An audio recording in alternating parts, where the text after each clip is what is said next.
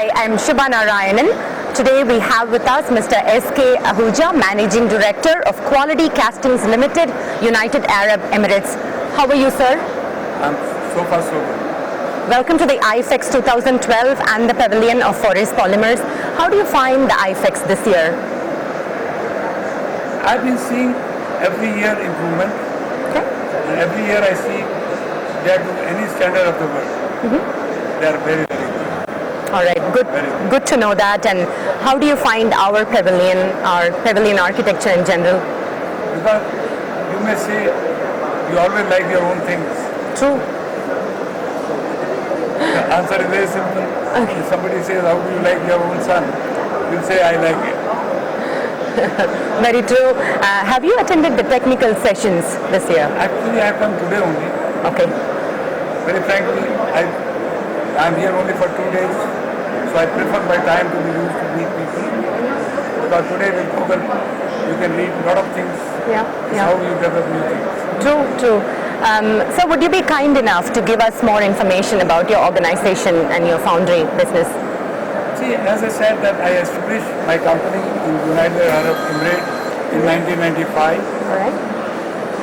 94 I started, and within 5.5 months we established the production from land to building to production. And today, for last 18 years, we are a worldwide known organization. Probably, if I am not mistaken, that one of the top 5 industries in the world in our field. All right. We are well known. And we produce the casting mainly for dredging, shredding, crushing, mining, cement. So it's all wear parts. Well, I would think that's an accomplishment. How would you? How has your journey been so far in this foundry industry? As I said, I started in 1962. Right. Worked in a government organization where I was trained in Czechoslovakia, like any typical government organization. But that was the place which taught me a lot of things, from small to big. To work with your own hand. The best gift I got from my workers, that I was a part of that. And for 14 years I worked with Birla company, producing automobile casting. From steel to ductile iron.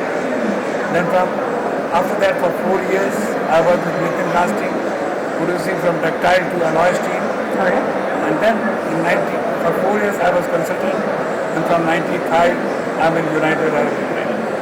Started with about 100 ton, and today we do 1200 ton a month. How long? Tell us, how long have you been associated with Forace as your supplier? I would say at least 5 years I know, but Ghosh I know for a long time. Okay. How would you rate the association in terms of quality and service? I would say some products are good. And as I said, in India, people need to cope up with the international competitions. True.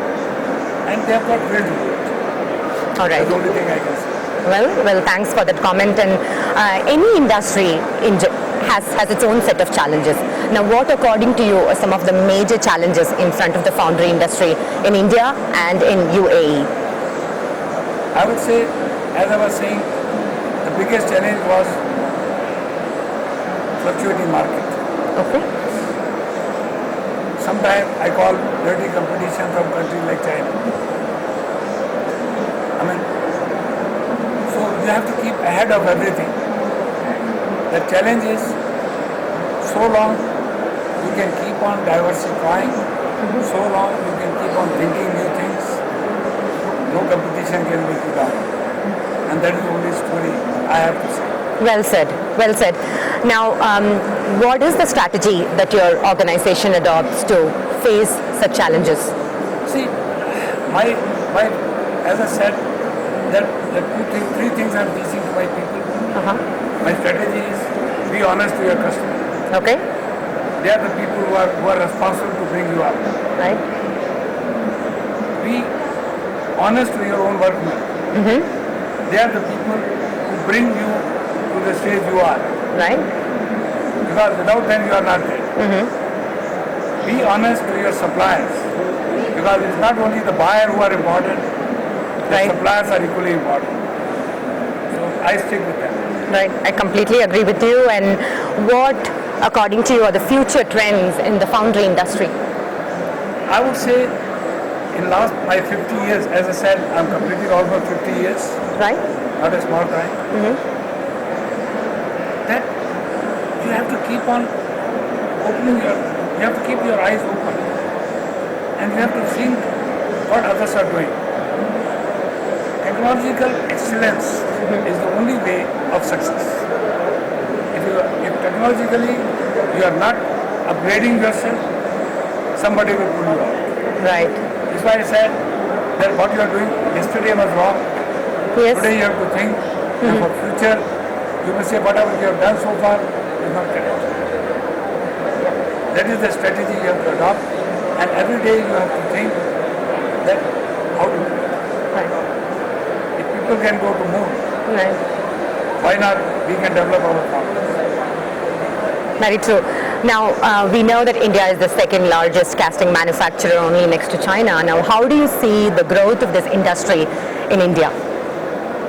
I would say economically Indian foundry industry can Yeah. beat China, because Indian foundrymen, not I'm saying because I'm Indian foundrymen, are more honest. Okay. They are honest with their profession. For them, their profession is first, business is second. And I would say India has a good growth. The only thing, we need a lot of support from government. All right. Government support is not full to the foundry industry. And then I would say that's the only way India can go be number one. China is nothing. Chinese product, because I am supplying around the world, Chinese products are not liked. People like India, people like Indian people. Right. Because the best thing is our stability, All right. our loyalty. We are loyal to our workers. We are loyal to our buyers. We are loyal to our suppliers. So I personally feel that strategically India can grow. The step which they have taken of going to the aggregate in cement, steel. Right. You know, who is the biggest steel? Tatas. Right. Right. Who is the biggest supplier of magnet steel casting in the world? Already cast? Sorry? We. Right. Right. I know. So there is no reason why India should not. But India needs a lot of support from government. The biggest factor which is coming right now is the bank interest rates. They're too high. 50%. How one can think of and reducing the duties? Why don't we make country duty free? Let the product go. So that's the way we can get. Is that the only way to get the government It's the support? only way. Okay. You have to have open policy, open competition. Right. Right. Then Yeah. only you have to go. Yeah. That's an interesting viewpoint that Mr. Ahuja shared with us. Now, before we let you go, Mr. Ahuja, one last question for you. 5 years from now, what changes do you perceive in the Indian foundry industry? See, India has been very strong on automotive. Okay. Unfortunately, India is only concentrating on automobile. All right. There was a time of railways, which is not a right strategy. Strategy is to go towards mining, Mining. Okay.